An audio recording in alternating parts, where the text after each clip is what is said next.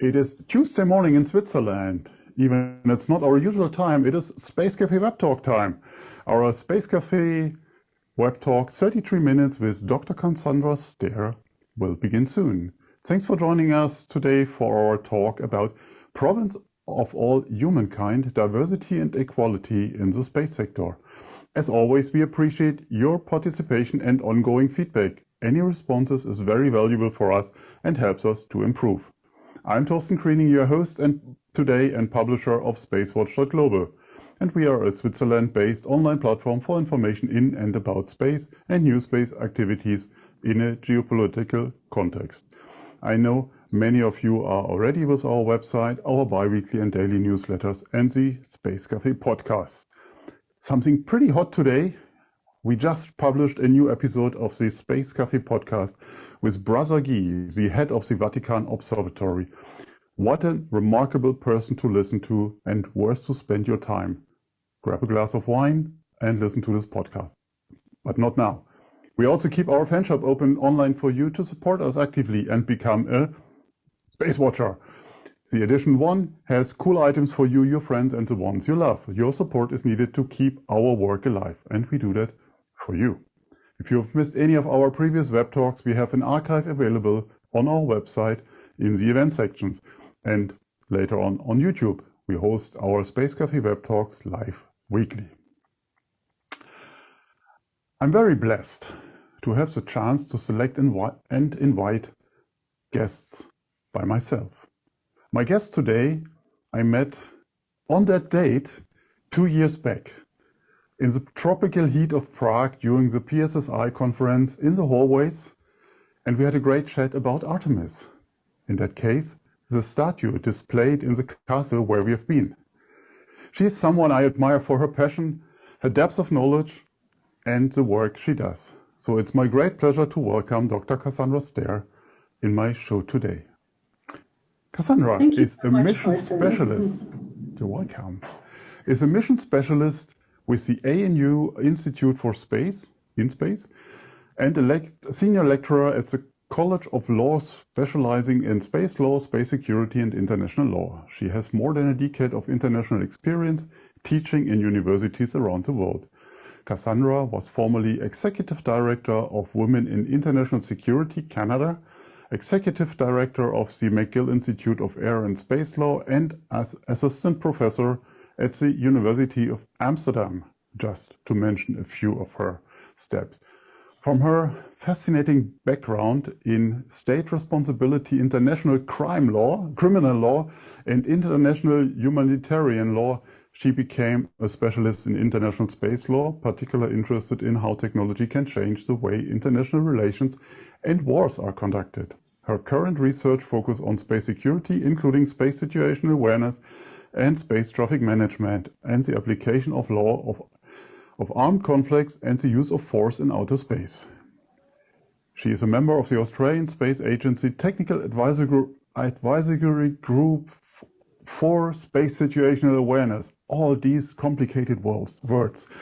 And she is a Canadian representative member on the International Law Association Space Law Committee, an associate expert on the Woomera Manual on the International Law of Military Space Operation, and a member of the International Institute of Space Law.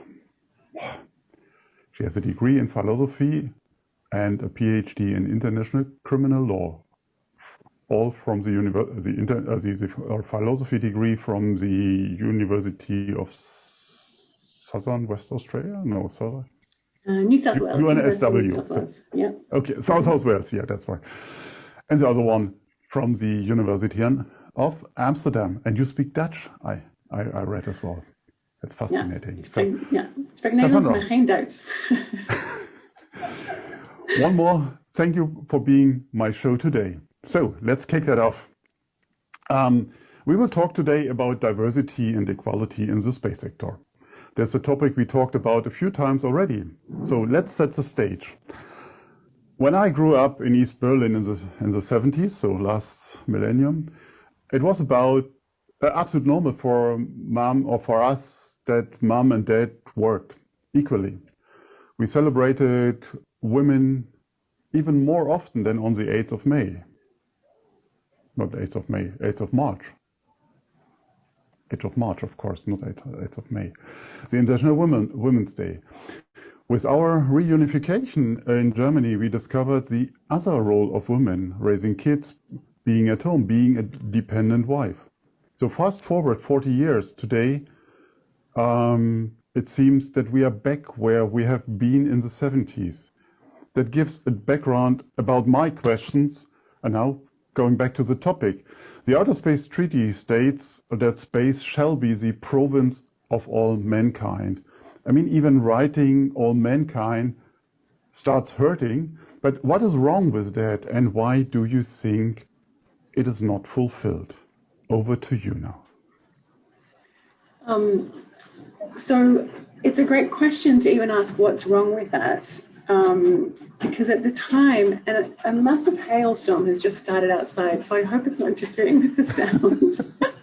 But at the time that the Outer Space Treaty was written, so 1967, women were not allowed at the negotiating table. Women were not decision makers, women were not negotiators, women were not policy makers, certainly not in the West. And so when Torsten and I were chatting yesterday, and I said to him, your story of your experience from shifting from East Germany to reunited Germany and seeing that difference between the Eastern expectation that everybody works versus the Western difference between genders is actually a really helpful perspective to take, right? Because today, you know, we expect to see women in pretty much every job. It might seem like, why are we still talking about equality and diversity? And but the point is that space is not the province of all mankind, in the sense that space is not accessible for all countries, or all nationalities, or all cultures. So that the Outer Space Treaty promises that it's a province of all mankind. It also promises that space, that every country has a right of access to space and the freedom of use of space, and that all nations shall benefit from activities in outer space. And that's just not the case. Space has always been the province of a very small elite group of nations, the most wealthy, the most technologically advanced, and they're also the nations that have benefited most from space activities. So that promise has not been fulfilled. In 1996, there was a UN General Assembly resolution that was drafted by the non-aligned countries to the smaller developing countries, the countries that had been decolonizing themselves post Second World War and post Cold War. That states that it reiterates the promise of the Outer Space Treaty, and it says that the cooperation in space and the benefits of all activities in space for all nations, taking into account the special needs of developing countries. And so that was a statement, a political statement from developing countries to make explicit that they were being locked out of the benefits, the technological benefits, and also of the space economy. And that's happening still today, right? So the most economically and commercially interesting orbits are being filled up. The ability to access and use the radio frequencies needed to send data and signals and transmissions from satellites, they're a finite resource. They're being used up. So not everyone has access. So it's not fulfilled in that sense. It's also not fulfilled in the sense that if we say province, space is the province of all mankind, there's a whole conversation we can have about why language matters. But if it's the province of mankind, it has not been the province of womankind. It has not been the province of all humankind. So as I said, women were literally not allowed at the negotiating table at the time of the drafting of the Outer Space Treaty. At the time, women were also in the American space program, they were not allowed to become astronauts because you had to be a fighter pilot to be selected, and women were banned from that career path. So things have changed. You know we have women astronauts, we have women aerospace engineers, we have women working for various space agencies, we have women who are working in policy making, across the board. But the fact of the matter is they're still in an absolute minority. Mm-hmm. So it's still not the province of all humankind. And I argue that language matters. So I don't argue that we should be rewriting that treaty, but we need to be mindful of how we use language. I will pick up the language topic a bit later, because that is, I think, a very complicated thing, as we have not just one language, we have many languages, and they also translate differently into gender specifics and so on. But we pause that for a moment. I just want to see where we stand today, because this year's topic at the World Space Week in October is women in the space sector. And we, SpaceWatch.Global, is very happy to support Marushka Stra and her fascinating team. We also see ESA's new call for astronauts, including explicitly women. Also, ESA's Samantha Cristoforetti is becoming now an ISS commander on her next mission. So these are a few examples, I think, which show, hey, we are on the right way. But is that still important to mention? So, or do you say, yeah, that's nice, but? Yeah, it is important to mention. In some ways, I think it's a shame that the theme is not diversity in space rather than women in space. And that's because everything that various feminist movements throughout history have achieved have also made a difference for minority groups, racialized groups, ethnic minorities, religious minorities, transgender rights. So the work of feminism, which began really with the suffragettes, I'm going to go historical answer to your question. The suffragettes who were at the turn of the 19th century in various countries around the world were agitating for the right for women to vote. And in some countries, the right to be elected, although that came in many countries many decades later. But they had to organize and agitate. And some of those feminists linked this with, for instance, really ensuring that slavery was not just abolished in law, but also in name, because they saw that the same structures of power that hold women in a certain position also hold, Black people in a certain position, or ethnic or racial minorities in a certain position. So it's what it is it's all about power. Feminist theory is all about unveiling power. And so suffragettes agitated for the right to vote. Later in the 20th century, and this was particularly in the West, feminist legal activists agitated to change, and here we go back to language, but to change language in law around labour rights so that women could receive equal pay for the same job, because they weren't receiving equal pay. Still, we don't receive equal pay generally, but it was actually written into many labour laws that women would not receive the same pay. There were newspapers where women could not be journalists, they could only be researchers. Women couldn't be employed in certain positions, and in many countries right up until the 1960s and 70s, as soon as women were married, they had to give up their job. They couldn't own bank accounts, they couldn't own property, it all became the property of their husbands. So women became legal children. There's been agitation around recognizing women as legal persons, because for a long time we couldn't be legal persons. We didn't have legal personhood, right? We weren't people in the eyes of the law. And so all of that has pushed for change over time. And in the 90s, 80s and 90s, there was a lot of backlash against the feminist movement, again, particularly in the West. And where a lot of people started saying, well, you've got equality, you've got reproductive rights, you've got equal pay for equal work. What more do you want? Feminism is a done deal. And this was my experience living in the Netherlands in the late 90s and early 2000s. Where the Dutch would say, well, feminism's done. Women can work and be parents at home. What's the problem? But what you could see across society was women were not, and still are not, in positions of power. There's this, I think it's something like 13% of CEOs. If you look at, I know that Angela Merkel is a wonderful exception, but if you look at heads of state around the world, there just aren't many who are women, and the women who are still judged a lot for their appearance and for whether they are married or not and whether they are mothers or not. And we just don't judge our male leaders that way. And so it does matter. We're still in this conversation because it still matters, because even when we have formal equality, so some laws which ensure equality, we don't actually have substantive equality. We don't have women being able to walk into any job that they want and being appreciated for their credentials. I still experience it. And, in law faculties and law firms, women do pretty well, but we do well up until a mid-level. And then all of a sudden the numbers taper off at the top levels, and that you see that in every single sector.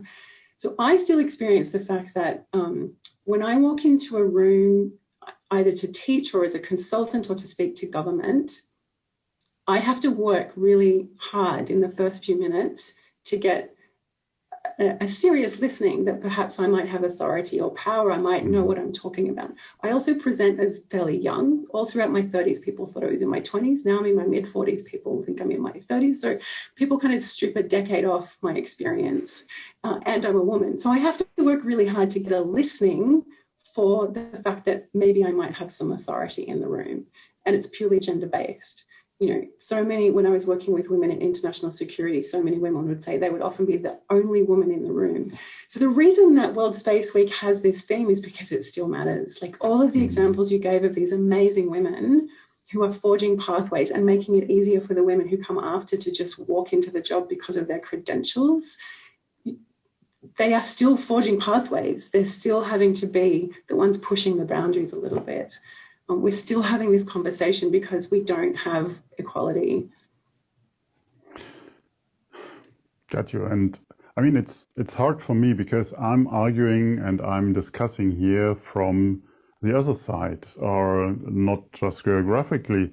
Also, I'm an old white guy or with a reasonable education. So of course, I never experienced or all what you said before. And when you're 190 meter tall and walk into a room, you usually get the eyeballs already just by the physical size. Regardless how smart you are, it doesn't matter at that point. So coming back to our topic, so over the last decade, I mean, we saw, and you mentioned it earlier, a number of female leaders in the world, or not just in space, just to say that. I mean, Albright, etc., Merkel, you mentioned Ardern in New Zealand, even she's very young, the government in Finland is very young, and even QE2, I mean, Queen Elizabeth II, I mean, she is a female leader.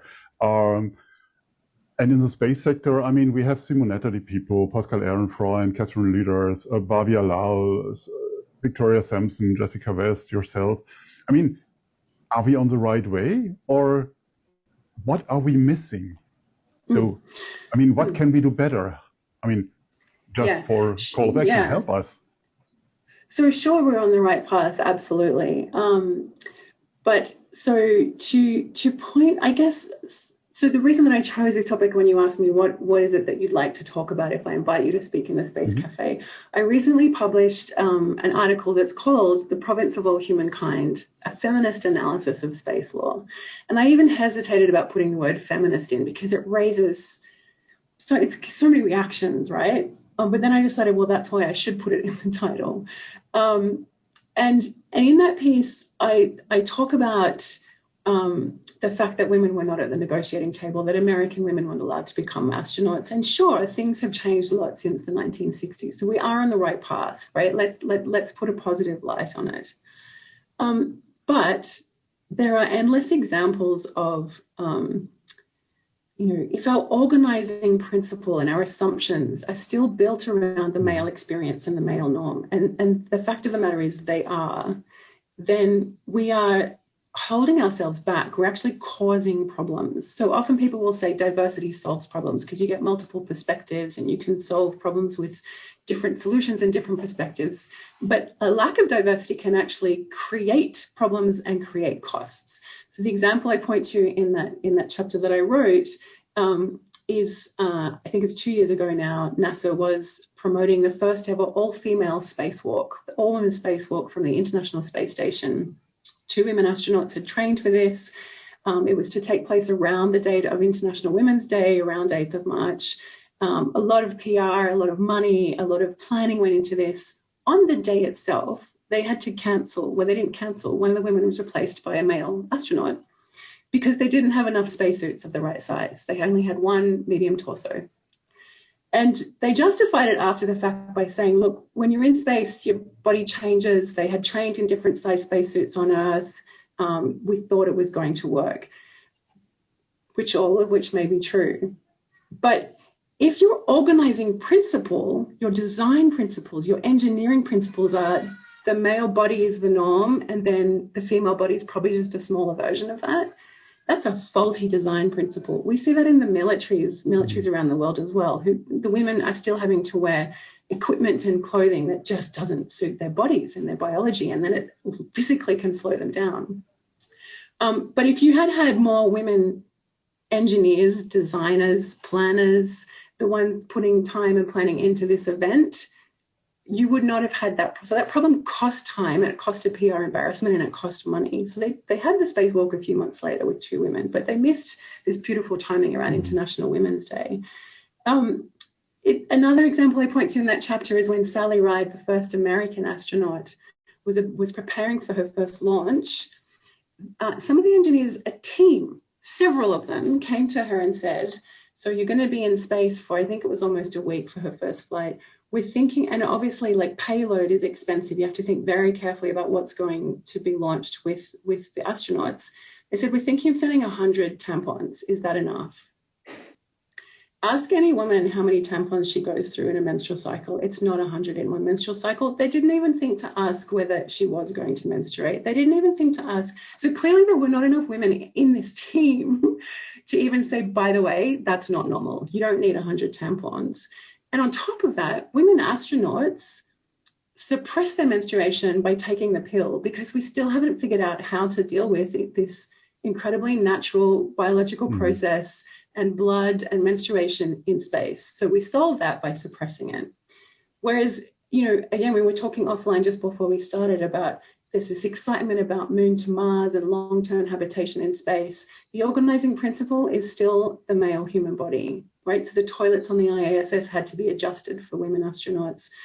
We haven't done anywhere near enough, even started enough research on reproductive health in space. How on earth are we going to have long-term human habitation if we can't reproduce?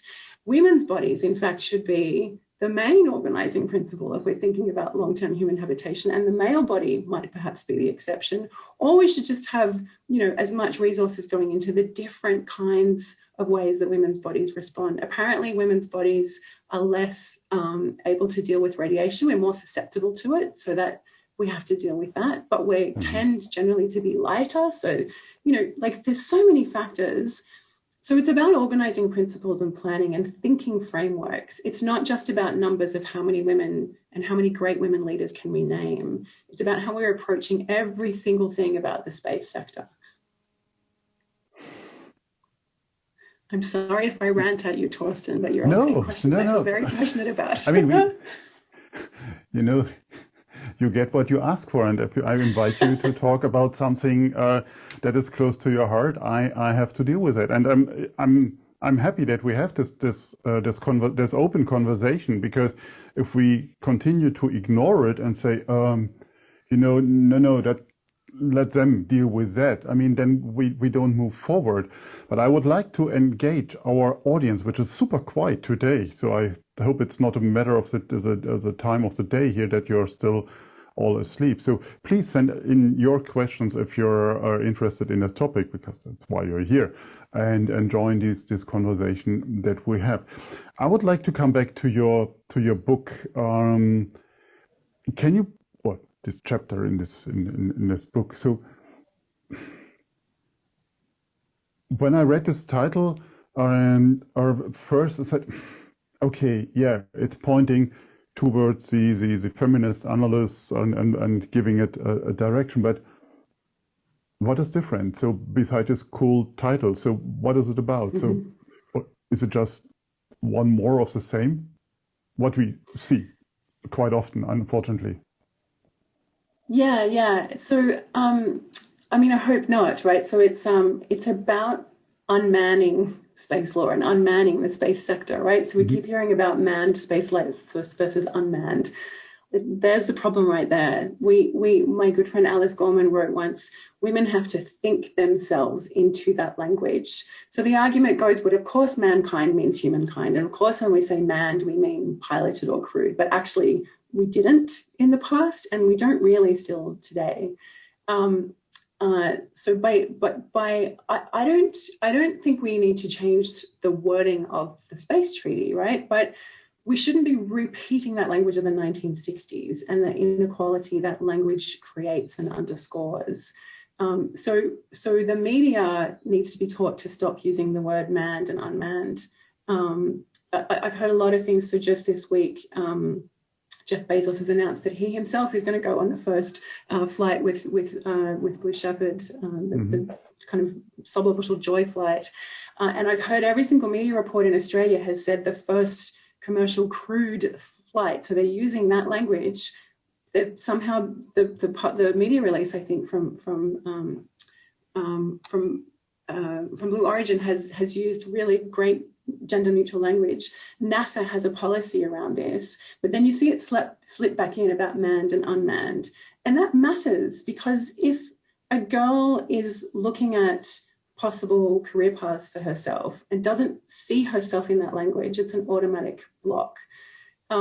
Language matters because we construct our reality with it. We've always constructed our reality with it, and it's always about power. So that's why feminist legal theory is all about unveiling that power. Law is how we determine whether Indigenous people have rights, whether Black people have rights, whether women have rights, by using really powerful language.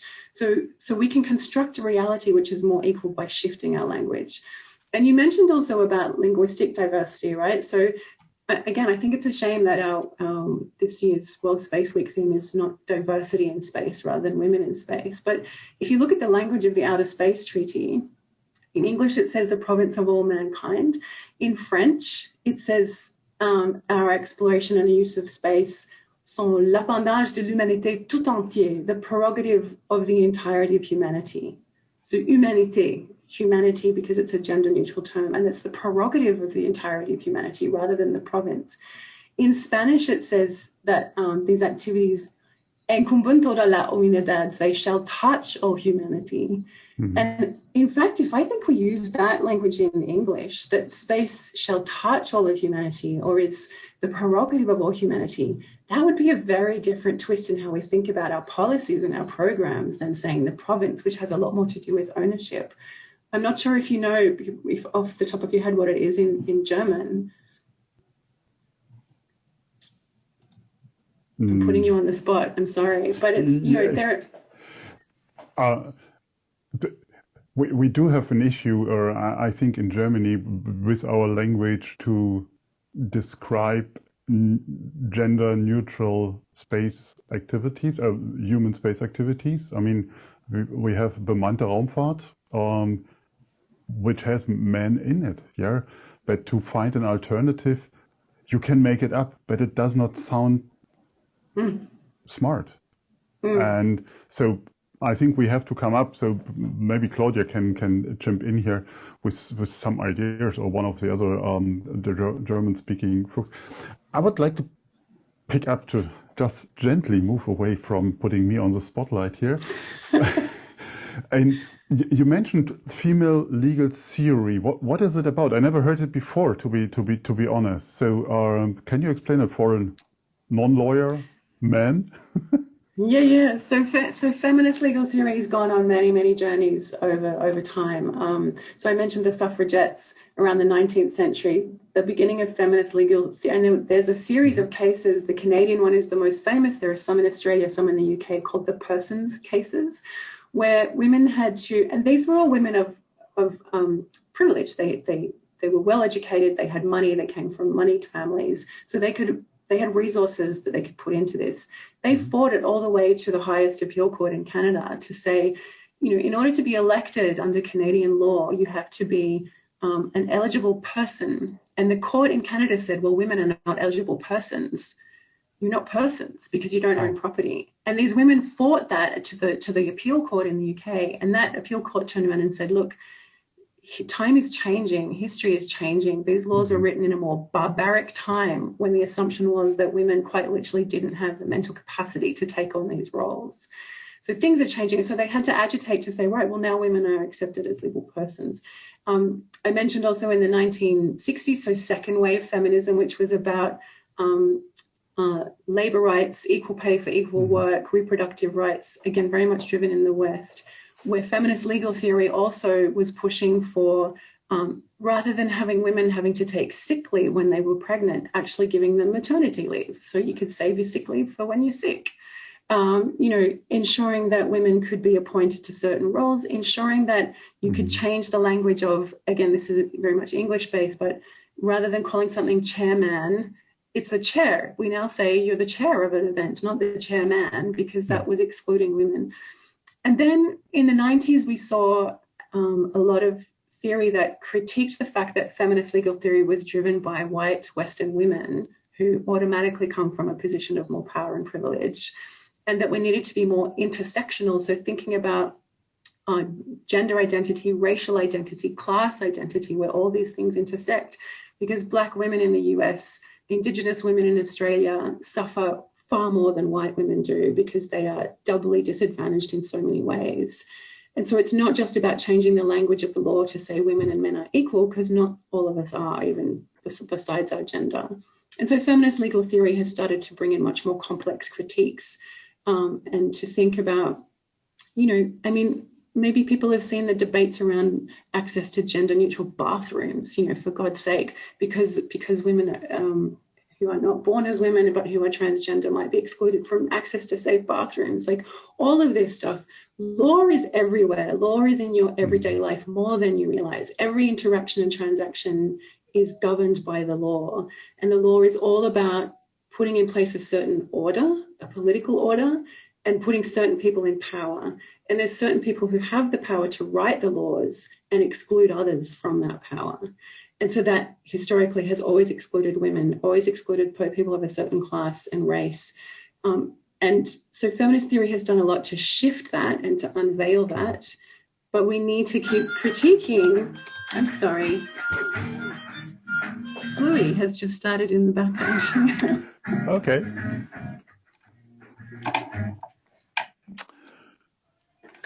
My daughter is a big fan of Bluey. Anyone from Australia will understand. Okay, so.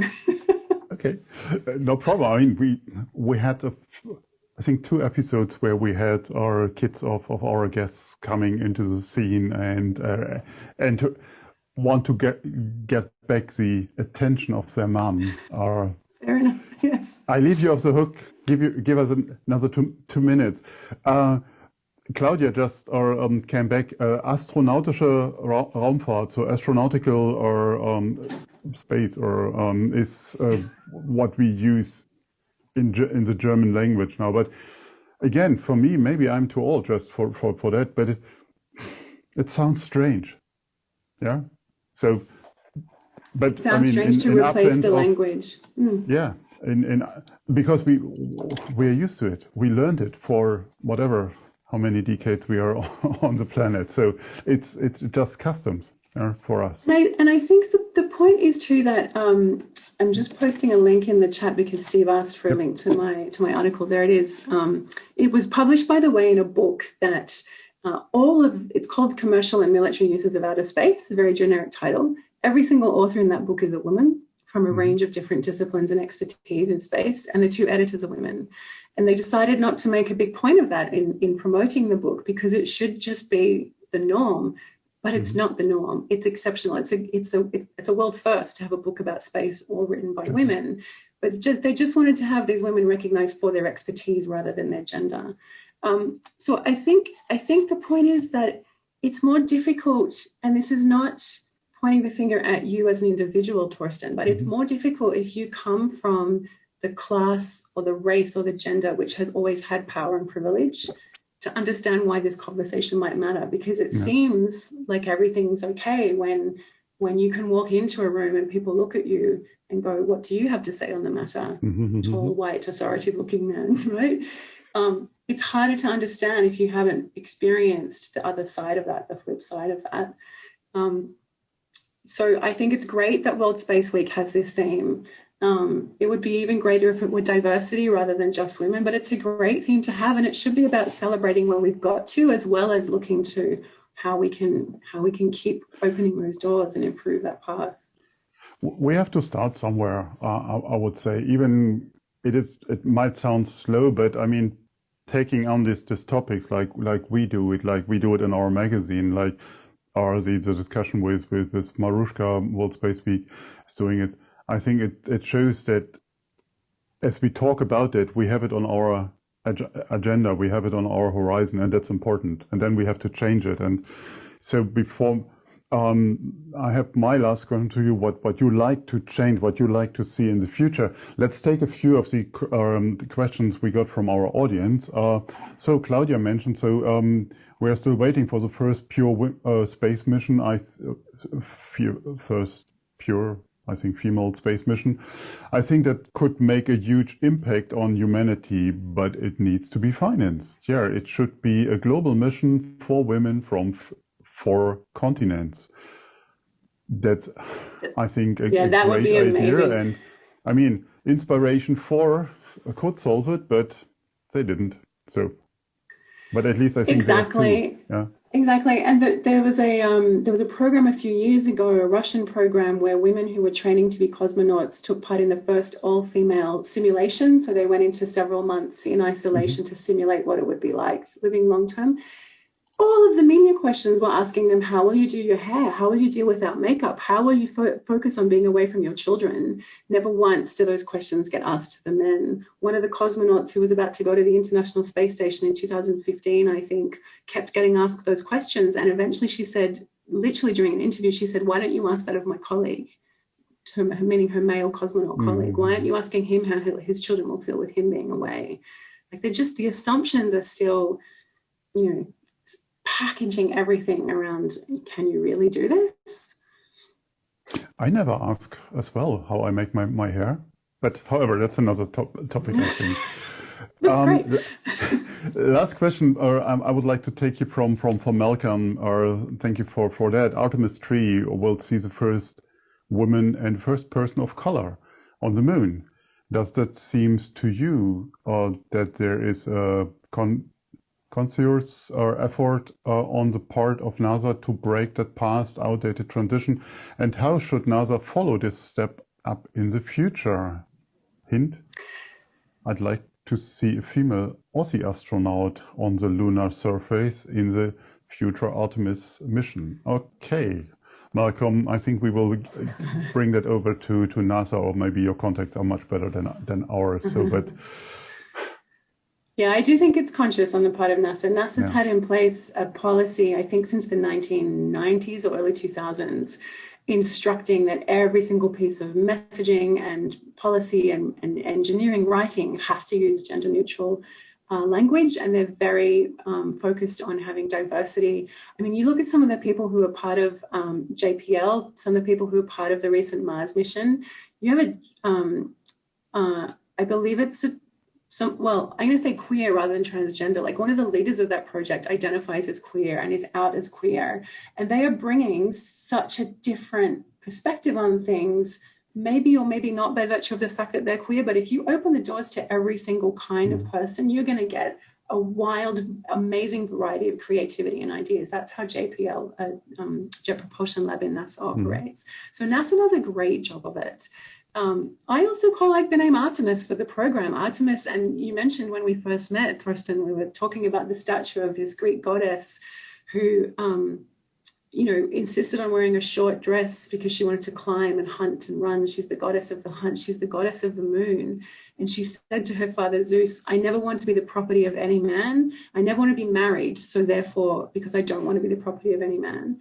And I want to be independent. And, so Zeus gives her a bow and arrow and says, you never have to marry. And now we have this program that's named after this independent woman who does not want to be the property of any man or any entity. And all of the contentions we have about space mining match that so perfectly. Nobody owns the moon. What are we going to do about our next steps on the moon? I named my daughter Artemis before the Artemis program was named, for that very reason. So I think it's a cool name, and they've got a really great logo that's all about including women in this and ensuring that there are people of color involved in this program. I think NASA's doing a great job. Okay, great. So last question to you now, really the final one. What would you like to see that we, and we is media, we is men, we is whoever we can be, do better to be more inclusive, to be more, equal and treat people equal, especially in the space sector? What else can we do? So the easy step is unman the language of space. Unman it. Stop talking about manned and unmanned. Unman it. And again, I'm speaking as an English speaker, so there's far less a problem in other languages. But I think the other thing is those who do have the privilege of gender or class or authority or age are the ones who can open the doors, right? The older white men, you just automatically, without even knowing it, have more authority when you walk into the room, have people listen to you in a different way. So you can be opening doors by introducing the younger people, whatever gender or background, right? And by making those connections when you have those connections. Like, that's what makes the difference. And, you know, I guess also stepping in when you see inequalities happen, but we know that anyway. Like, that's kind of the socially right thing to do. But I think connecting those dots when you have using your privilege, right? Like, it's one of the things I'm trying to do. So my new research is on incorporating Indigenous governance into how we are doing our ground-based space infrastructure in Australia, because it's all an Indigenous country, but also because I think we can learn a lot in terms of sustainability, connectedness, and intergenerational responsibility from Indigenous Australians. And I have a position of privilege as a white lawyer, as a white woman, as a white lawyer, that I can connect those dots. So using the privilege you have to open the doors and connect the dots, I think, is the way to make the difference. Point taken. You can count on us. Thank you very much. I'm afraid we have to come to an end. We're getting the red flags from our production team already. So even I would like to enjoy these, or to continue this inspiring talk with you, but be assured we will continue on these topics or in our future space cafes and on our magazine. So what are we holding up for you in the next week? So this week we also have our 2 more events for you on Thursday. And that's absolutely remarkable. We have the next episode of Moriba's Vox Populi for you with Katie Coleman, Aaron Riley, Deborah Sass, and Sarah Jane Pale. So Moriba has an all-women panel talking about space tourism, and I think that's a fantastic one, and it will be happening in the Moriba style. So, booyah, guys, for that. So, on the 11th, we have on Friday at 4 p.m. Central European time the next SpaceCafé Benelux. So Banu and Chiara will talk with Simon van den Ries from Spire Maritime. Very interesting conversation. My next week will show my conversation with Professor Kazuto Suzuki on the Japanese space policy, also very interesting topic. On 18th, Jessica West, our host for SpaceCafé Canada, will talk with another astronaut, with Tim Kopra from MDA, and that's a fantastic one. I'm looking forward to that. On the 21st, we have the Impulse 21 Asia Pacific to talk about outreach, space outreach in the region. And a day later, on the 22nd, I will talk with Danica Remy of the Asteroid Foundation about this year's Asteroid Day, what comes up. On the 23rd, we have another episode of the SpaceCafé Brazil in Portuguese. Ian Grosvenor, our host, will talk with the wonderful Andre Ripple,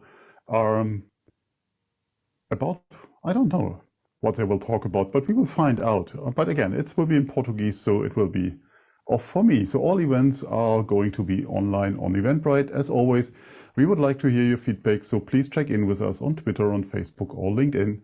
Don't forget to sign up to our daily or bi-weekly newsletters. And if you like to treat yourself with something special, become a Space Watcher today. Your support will help us. Take your credit card and visit our fan shop at shop.SpaceWatch.Global.